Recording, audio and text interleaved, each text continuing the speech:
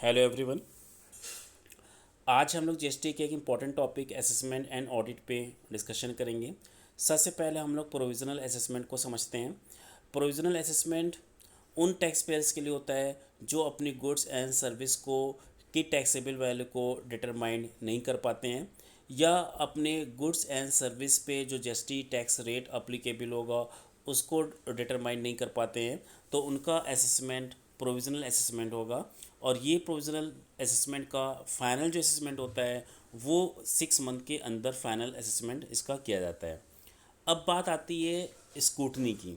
Scrutiny basically होता है कि जीएसटी में आप जो भी रिटर्न फाइल करते हो उसका सेल्फ असेसमेंट किया जाता है। मींस आपने जो भी डिटेल्स दी है उसको करेक्ट ट्रीट कर लिया जाता है। बट असेसिंग ऑफिसर के पास ये पावर होती है, वो किसी भी रिटर्न की स्क्रूटनी का ऑर्डर दे सकता है। बट बेसिकली जो भी आप रिटर्न सबमिट करते हो उसका सेल्फ असेसमेंट होता है।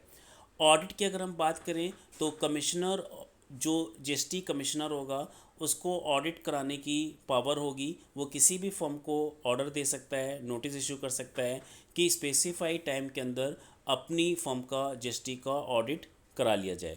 और ये ऑडिट जो होता है उसको ऑडिट स्टार्ट होने के विथिन 3 मंथ इसको कंप्लीट करना होता है। और सेकेंड मेजर बात ये होती है इसमें कि जो भी जीएसटी कमिश्नर ने नोटिस इशू किया है जीएसटी फर्म को, उसमें 15 डेज़ रिप्लाई देने के लिए एटलीस्ट होना चाहिए, जिससे जो बिजनेसमैन है, प्रोप्राइटर्स है, वो प्रॉपर रिप्लाई जीएसटी ऑफिसर को कर सके। और इसमें जो ऑडिट किया जाएगा वो सीए हो सकता है या कॉस्ट अकाउंटेंट हो सकता है। तो आई थिंक ये आपको क्लियर हो गया होगा असेसमेंट ऑडिट के बारे में। आइए चलते हैं मल्टीपल चॉइस क्वेश्चन पे हम लोग डिस्कशन करते हैं। क्वेश्चन नंबर 1 आपका प्रोविजनल असेसमेंट से रिलेटेड है, जिसमें हम लोग ने पहले ही से डिस्कशन कर लिया था। तो क्वेश्चन नंबर 1 का करेक्ट आंसर है option number C. Question number second आपका रिलेटेड है फाइनल असेसमेंट ऑर्डर से रिलेटेड है, और इसको 6 मंथ के अंदर final assessment order GST officer pass करता है। तो क्वेश्चन नंबर सेकेंड का करेक्ट आंसर है option number A. Question number third आपका एडिशनल इंटरेस्ट से रिलेटेड है कि मीन्स अगर आपने जो प्रोविजनल असेसमेंट के अंदर जो टैक्स डिटरमाइंड हुआ था, अगर एसएससी टैक्स पेयर उसका पेमेंट नहीं करता है तो उसको इंटरेस्ट का पेमेंट करना होगा। तो क्वेश्चन नंबर 3 का करेक्ट आंसर है option number A. Question number 4 आपका स्क्रूटनी ऑफ रिटर्न से रिलेटेड है।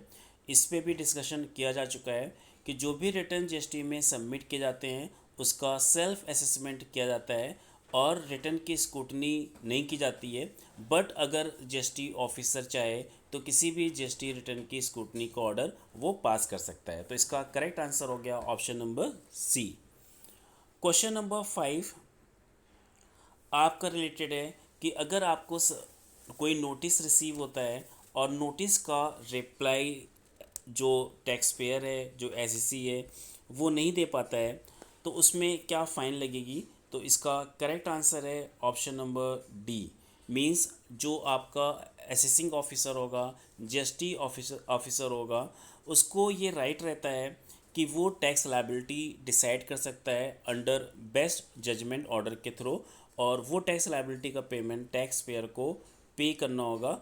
और असेसिंग ऑफिसर को ये भी राइट रहता है कि वो 5 ईयर्स के जो जीएसटी के रिटर्न हैं उससे रिलेटेड वो ऑर्डर इशू कर सकता है। क्वेश्चन नंबर 6 भी आपका इसी से रिलेटेड है कि अगर टैक्सेबल पर्सन जिसको रजिस्ट्रेशन कराना चाहिए था जीएसटी में, क्योंकि उसका जो टर्नओवर था वो लिमिट से क्रॉस हो रहा था, जो लिमिट आपकी 40 लाख रुपीज़ होती है, और अगर किसी पर्सन का 40 लाख से ज़्यादा का टर्नओवर है या 40 लाख रुपीज़ टर्नओवर है तो उसको जीएसटी में रजिस्ट्रेशन कराना मैंडेटरी होता है। बट अगर उसने ये रजिस्ट्रेशन नहीं कराया तो असेसिंग ऑफिसर को ये राइट रहता है, वो टैक्स लायबिलिटी डिसाइड करके नोटिस इशू कर सकता है। तो इसका करेक्ट आंसर है आपका क्वेश्चन नंबर 6 का option number D. Question number 7 आपका गिवन है who is authorised to undertake the audit of a registered person. तो इसका करेक्ट आंसर है आपका ऑप्शन नंबर डी। जो सीजीएसटी कमिश्नर होते हैं, एसजीएसटी कमिश्नर होते हैं, उनको ऑडिट कराने का राइट होता है, बट वो अगर चाहें तो किसी और ऑफिसर को इस पर्पज़ के लिए अथराइज कर सकते हैं। तो इस वे में option number A and option number B दोनों करेक्ट हैं। और ये आपका क्वेश्चन ऑप्शन नंबर डी में दिया है, कोई भी ऑप्शन हो सकता है आपका। कमिश्नर भी ऑर्डर पास कर सकते हैं या उस ऑफिसर जिस ऑफिसर को कमिश्नर ने अथराइज किया है वो भी ऑर्डर इशू कर सकता है। क्वेश्चन नंबर 8 ऑडिट से रिलेटेड है कि रजिस्टर्ड पर्सन को जो नोटिस इशू की जाती है उसमें कितना टाइम देना चाहिए ऑडिट स्टार्ट करने के लिए। तो उसका करेक्ट आंसर है ऑप्शन नंबर ए, एटलीस्ट 15 वर्किंग डेज एसईसी को मिलना चाहिए, जिससे वो अपनी फर्म को ऑडिट, अपने बिजनेस को ऑडिट स्टार्ट करा सके। क्वेश्चन नंबर 9 टाइम लिमिट से रिलेटेड है और इसको हमने बताया था, इसकी जो टाइम लिमिट है 3 मंथ की टाइम लिमिट होती है कि ऑडिट स्टार्ट होने से विथिन 3 मंथ ऑडिट को कंप्लीट कराना होता है। तो क्वेश्चन नंबर 9 का करेक्ट आंसर है option number B. Question number 10th आपका है, who is authorised to conduct the audit including book of account. इस क्वेश्चन पे भी हम लोग डिस्कस कर चुके हैं। सीए और कॉस्ट अकाउंटेंट जिसको भी कमिश्नर अथराइज करेगा उसको ऑडिट करना होता है। तो इसका करेक्ट आंसर है क्वेश्चन नंबर 10 का ऑप्शन नंबर सी। जितने भी क्वेश्चन जीएसटी से इससे रिलेटेड इससे पहले प्रोवाइड किए जा चुके हैं वो भी वेरी इंपॉर्टेंट क्वेश्चंस हैं, और आज जो प्रोवाइड किए जा रहे हैं ये भी वेरी इंपॉर्टेंट क्वेश्चंस हैं। इसको आप अच्छे से स्टडी कर लीजिए and best of luck for the exam.